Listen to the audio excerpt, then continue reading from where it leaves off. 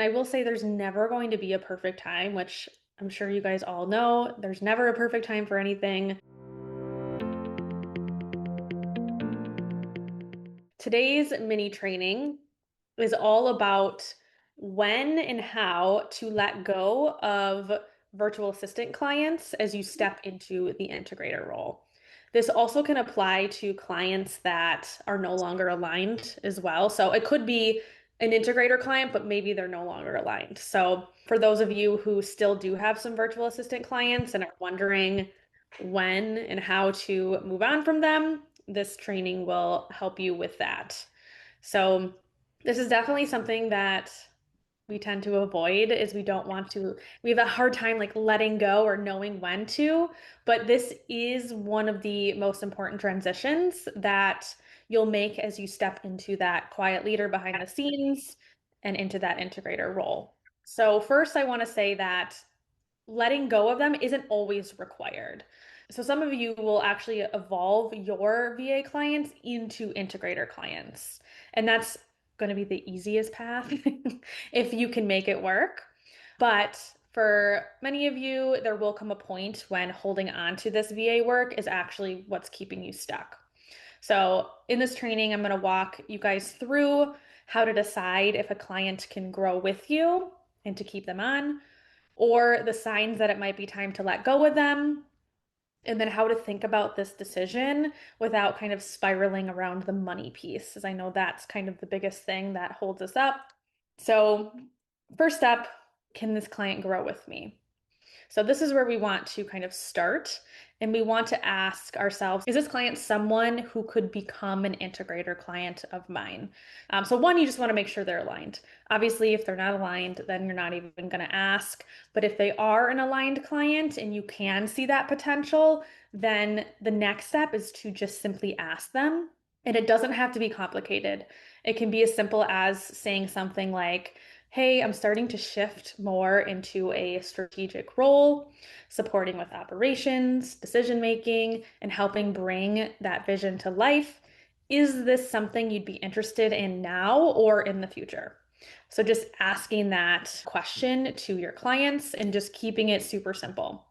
So you're not trying to like pitch or force anything. You're simply opening that door to let them know what you're doing. So now two things can happen after you ask this question. And number one, they're either interested, or two, they're not interested. So those are the two things. Either they're a yes or a no. So if they're a yes, then you can further the conversation on how you guys can grow together. Sometimes it may be you have to give a little bit of a deadline of like 6 months from now.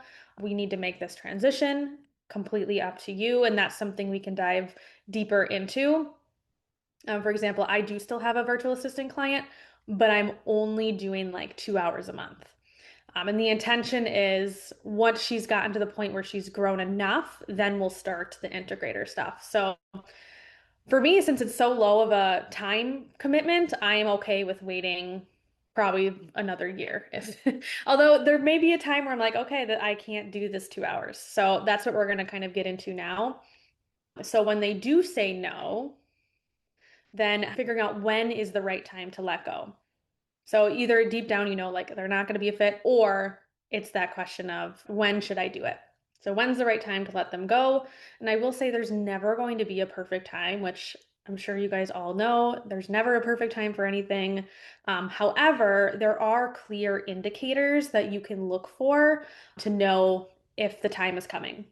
So indicator number one is that you're at capacity. So this is the biggest one and the most obvious one to kind of tap into is that if you're at capacity and your schedule's full, you don't have any more space to have conversations, to network, to get on calls, or even think strategically about your business, then by not letting go of this person, you're unintentionally choosing to stay where you are because you can't land your next level client without having some space to do so. So in this case, letting go of your VA client, it's not a loss. Instead, it's creating that capacity for growth. And kind of what I say, like it's like almost taking one step back to then move two steps forward, or you're kind of doing that slowing down to speed up situation. So creating that capacity is the number one indicator. Now, the second indicator is the client is taking up more than time. And this is the one that we don't usually articulate clearly. Instead, we feel it, and it's that mental load. So you may still have time in your schedule, but it's the mental load that's actually affecting you. And it's that constant task switching, it's the reactive work that you're doing, or that lack of ownership of what you're doing, or that feeling of still being like really in the weeds of the support you're offering. And even if it's not a ton of hours you're working for this person, it is causing your energy to drain. So you still may have time, but your energy is draining faster. And that energy really matters to then attract your next client. Because when you step into that integrator role or into that leader behind the scenes, it really does require us to have that clear thinking, that decision making, and that leadership. But if we're constantly being pulled back into that support role, it can be really hard to fully embrace being an integrator. So you can't fully step into the integrator role if you're still operating in that task mode all the time. So that's kind of the second integrator is that client's taking up that mental load, which is draining your energy. Now, the third indicator is it's keeping you stuck. So you know that you're capable of doing more, you want to move into a higher level role, but you're staying because it feels safe. And that's where a lot of us can get stuck is it just feels safer to just stay. And what's really underneath this one is that fear of losing income. And the truth is, yes, you are going to lose that income, but in the short term. So I want you to zoom out for a second because if you think about this is a short-term loss for a long-term gain. So we're going to kind of switch our mindset around this. So it's a short-term loss for a long-term gain.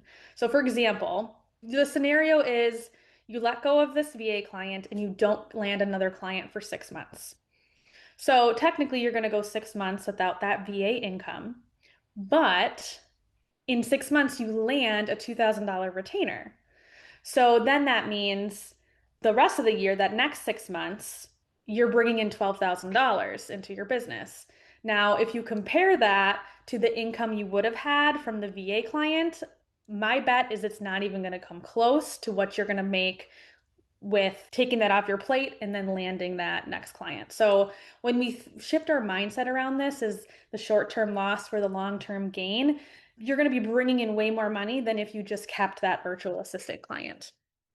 So say you're making 600 a month with this VA client or even 1,000 a month with this VA client if it's a bigger role.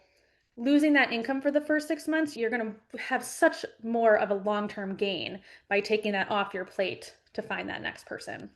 So definitely do the comparison as if I run some numbers for yourself. Like if it takes me 6 months to land a client, if it takes me a year to land a client, what is that going to do long term? And that can really help to see the value of giving yourself that capacity back, that time back, that mental load back to then land your next client.